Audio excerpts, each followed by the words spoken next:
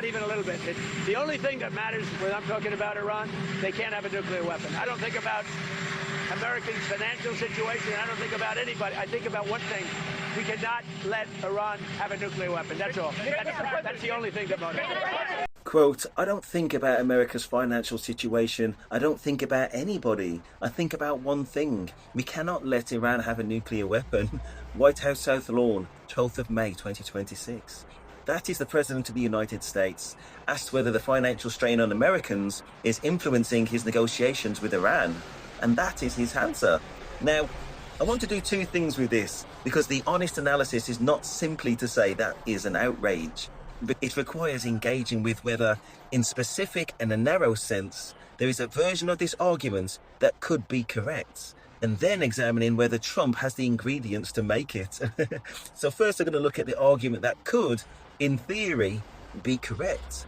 So let us be precise about what Trump is actually saying. Stripped to the delivery, the argument is this. There is an objective so important, preventing a nuclear-armed Iran, that it overrides the immediate economic discomfort of the people you govern. So the leader's job in this framing is to hold the long view even when the population is feeling the short-term cost.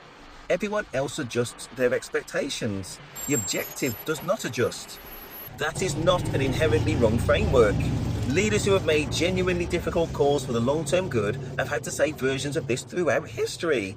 The rationing of wartime Britain, the economic pain of structural reform, the political cost of a decision that only looks correct decades later. A statesman with a real, justified, objective and coherent plan can ask the public to absorb short-term pain. Call this the formula for gold. The idea that an overriding national or civilizational objective, properly identified, honestly justified, competently pursued, can legitimately take precedence over immediate financial comfort of the governed. That is a real principle. It exists. History has vindicated leaders who held it under the right conditions. So the question is not whether the principle is valid.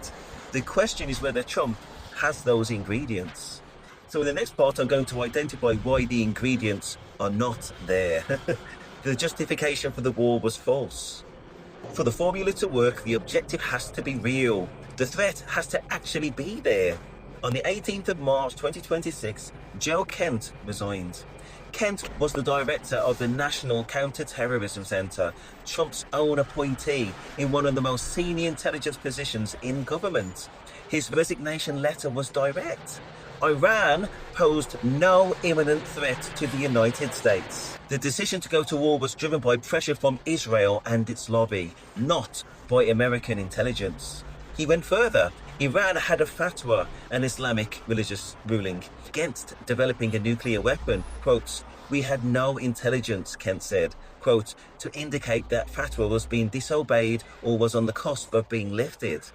Trump's own intelligence did not support Trump's justification for war. 3 unnamed US officials with access to classified programs told the New York Times that Trump exaggerated the immediacy of the threat to the United States.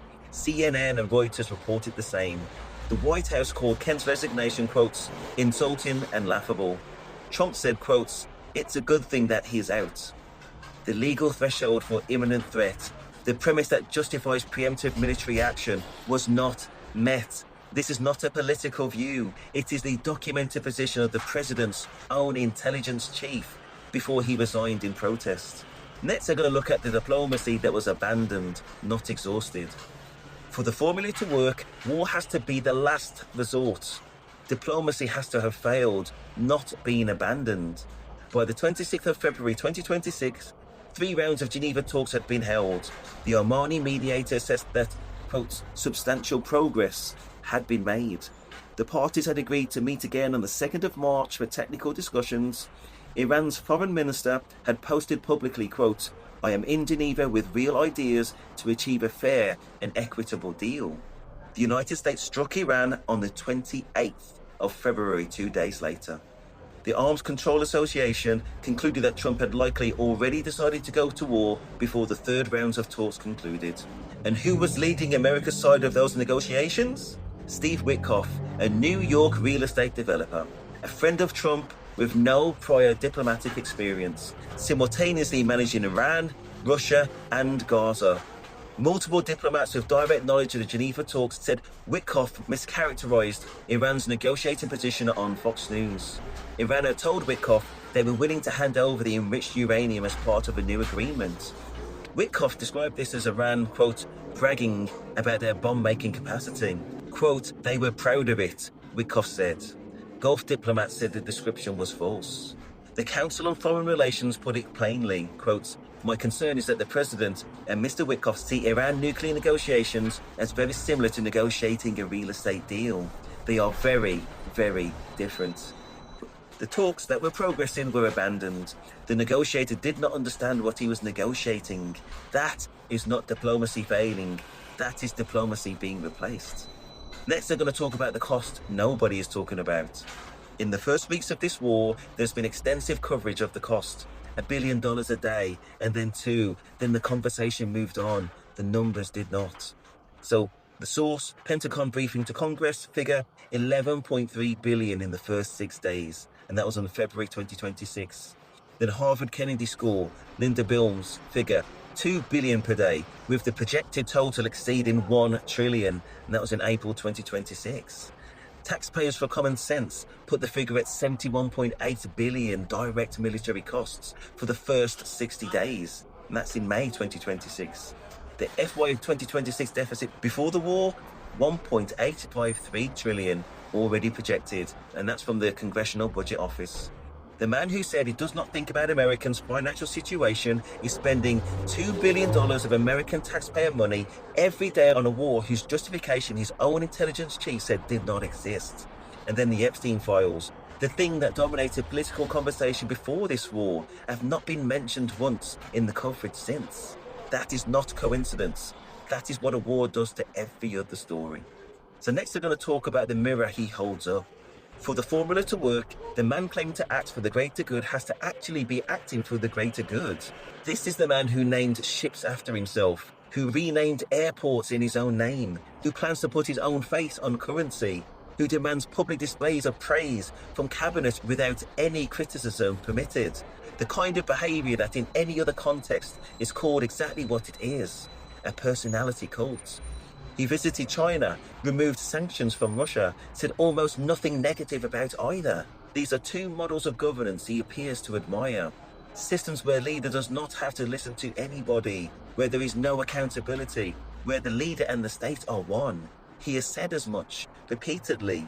He is not trying to hide it. His own party members appointed by him have resigned to say the war was driven by Israel's influence, not by American national interest. The objectives have shifted repeatedly. People cited as agreeing to terms have said they were never consulted. The stated rationale does not match the available intelligence. The formula for gold requires a statement with a genuine objective, honest intelligence, exhaustive diplomacy, and a credible long-term vision for the people. What we have instead is a man who does not think about America's financial position, who spent their money on a war his own intelligence chief said was unjustified, who abandoned talks that were working, and who is modelling himself on the authoritarian leaders he refuses to criticise. The principle of the formula is not wrong. The man applying it is. So in conclusion, Trump has been consistent. He told you who he is. He told you on the South Lawn, 12th of May 2026. He does not think about anybody. For a brief moment, under the right conditions, with the right ingredients, that kind of singular focus could be the mark of a real statesman, a person willing to absorb political pain for genuine long-term good. But the ingredients are not there. They were never there. The justification was false. The diplomacy was abandoned. The negotiator was a property developer. The man asking you to sacrifice your financial comfort is the one naming things after himself, whilst the debt runs at $2 billion a day. He's not wrong because he has a long-term view. He is wrong because he does not. Please like and subscribe, and thank you.